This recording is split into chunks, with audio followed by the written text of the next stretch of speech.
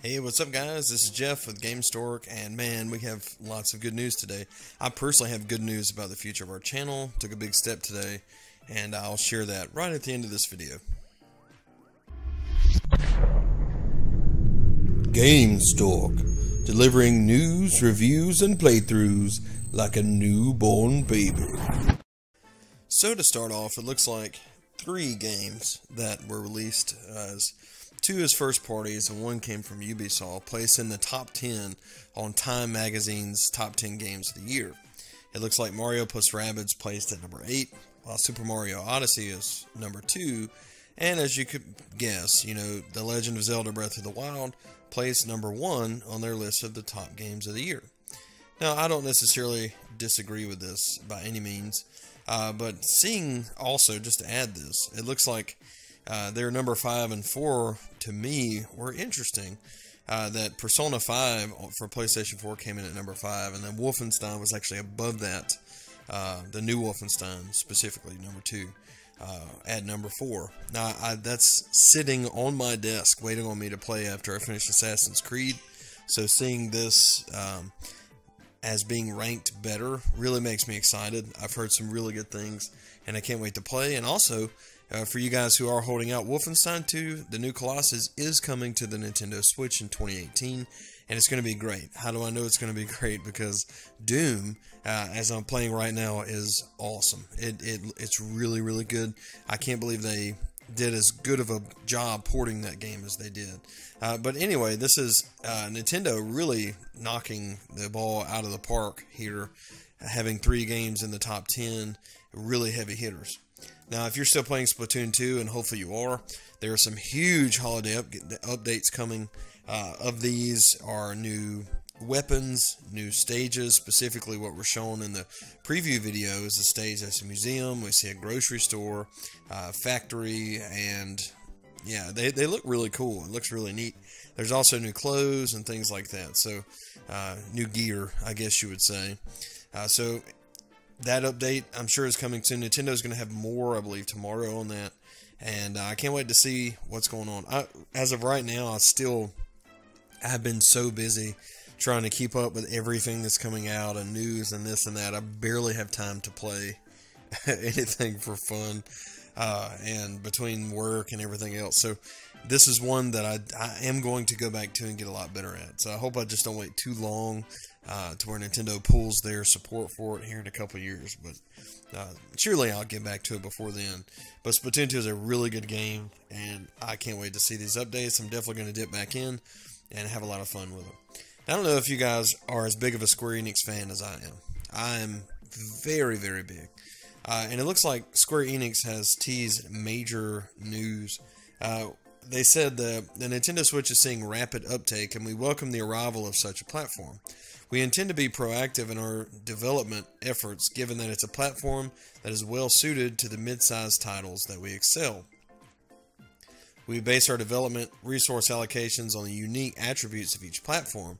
In particular, Nintendo Switch makes it easier for us to leverage our back catalog of assets and expertise, so we want to be proactive in creating new IP and rebooting past titles for the platform. So with these major titles on the line, we see maybe a future announcement of maybe Kingdom Hearts. Personally, what I want is the 1.5 and 2.5 remix, and then the 2.8 come to the Nintendo Switch, followed directly by Kingdom Hearts 3. Perhaps they can port this game over and release it side by side, if it ever actually does come out. At this point, I don't even know. I mean, this thing could come out in 2050. We'll be long gone by the time. But it's really exciting to think about all the past Final Fantasy games, anything really that Square Enix has worked on, from Tomb Raider to you name it. I mean, there's so many good titles out there that they can bring over and port over, and it's just an exciting prospect to think about. Specifically, I would love to have Kingdom Hearts. I would love to have Final Fantasy, and there's just so many good titles that could come. Now, next up we have Mushroom Wars 2. Their website actually lists the Nintendo Switch as a platform in which this game is coming. There's been no official announcement, but as you can see here in this photo, this says Nintendo Switch. Now, this game, if you don't know much about Mushroom Wars 2, Mushroom Wars is an award-winning RTS. This newest game is an award winner as well, the famous series. So, building upon the core gameplay experience that made the original Mushroom Wars so enjoyable, the new game will take you and your friends on a journey of mighty hero characters across story-driven campaign of brave mushroom tribes and even wilder competitive multiplayer and co-op. All new heroes serve as the leaders of your strategic onslaught, lending you a set of unique abilities to unleash as you see fit. Choose a hero that best fits your gameplay style from 4 different tribes: the Shrooms, Proteus Aliens, Shimori Amazons, and then the Grim Necromancers. Learning the ropes of mushroom warfare is easy with simple and intuitive controls as well as gamepad support. But the journey to become a fearsome commander requires fast reflexes, an eye for strategy, and the ability to oversee up to thousands of units at once. So once you're confident in your skills, pitting your mushroom army against other players is the best way to improve. And Mushroom Wars 2 comes tournament ready with a league system and ranked matches that make for fierce competition. Just want to enjoy the skirmish with your friends. Custom games let you try out new strategies with up to 3 friends in a free-for-all base of matches. So this game looks really cool. I'm really excited about it, and it's one of those that I believe, as at least competitively, I always get excited about multiplayer games that you could take with you. They're really easy to really just kind of jump into. There's some that seem out of reach for me, like Rocket League. Like, I'm decent at the game, but I don't feel like I'll ever be as good as some of the other competitive people. And I prove that to myself every time I play. But something like this that's a little more strategic, I feel like I would do much better, and I cannot wait.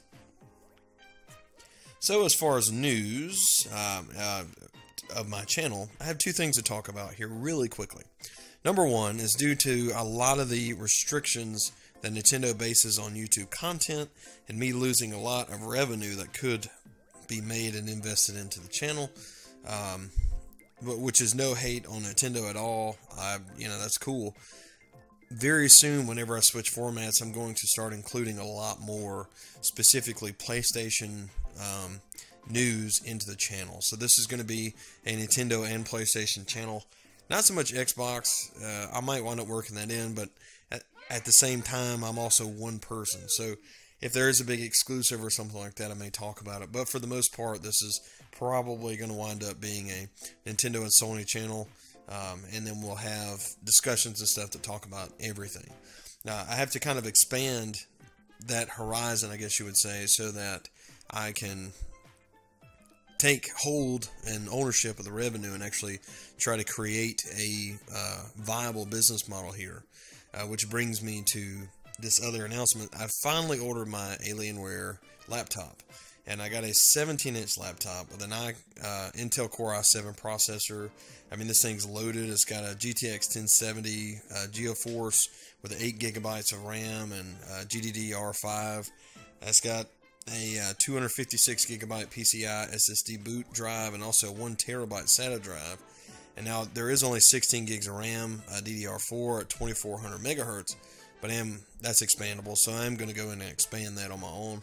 But this thing was on a great deal, and so it's officially ordered, on the way, and this is a vital piece of a tool that I need in order to start this new format. I need something more powerful to process and take care of this channel, and that's where this comes in.